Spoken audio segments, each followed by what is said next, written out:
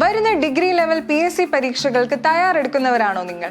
എങ്കിൽ നിങ്ങൾക്കായിതാ ഒരു previous year question. Namibian ചീറ്റകളെ അടുത്തിടെ താമസിപ്പിക്കുവാൻ കൊണ്ടുവന്ന ദേശീയോദ്യാനം ഏതാണ്?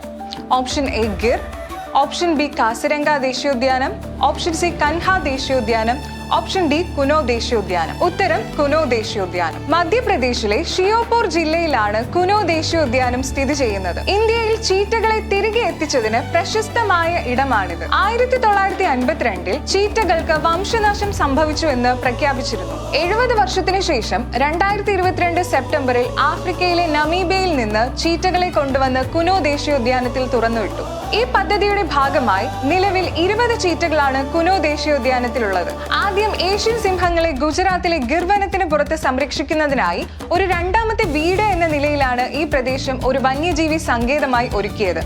എന്നാൽ 2018 ഇതിനെ ദേശീയോദ്യാനമായി ഉയർത്തി. വിന്ധ്യൻ മലനിരകളുടെ ഭാഗമായ ഇവിടുത്തെ വനങ്ങൾ പ്രധാനമായും വരണ്ട ഇലപൊഴിയും കാടുകളും പുൽമേടുകളുമാണ്. പാർക്കിന് പേര് ലഭിച്ചത് അതിലൂടെ ഒഴുകുന്ന കുനോ നദിയിൽ നിന്നാണ്. ചീറ്റകൾ ഇന്ത്യയിൽ വീണ്ടും വേരുറപ്പിക്കുമോ എന്ന ആകാംക്ഷയോടെ ലോകം മുഴുവൻ ഉറ്റുനോക്കുന്ന ഒരു ദേശീയോദ്യാനമാണ് കുനോ ദേശീയോദ്യാനം. ഇനി നിങ്ങൾക്കായി ഒരു ചോദ്യം. ഒറ്റക്കൊമ്പൻ കാണ്ടാമൃഗത്തിനും സമൃദ്ധമായ പുൽമേടുകൾക്കും പേരുകേട്ട പ്രൗഢഗംഭീരമായ ദേശീയോദ്യാനം ഏതാണ്? ഉത്തരം കമന്റായി രേഖപ്പെടുത്തും. ഒപ്പം ഇതുപോലെ ഇൻട്രസ്റ്റിംഗ് ഫാക്ട്സ് അറിയുന്നതിനായി നമ്മുടെ ചാനലും സബ്സ്ക്രൈബ് ചെയ്യുക.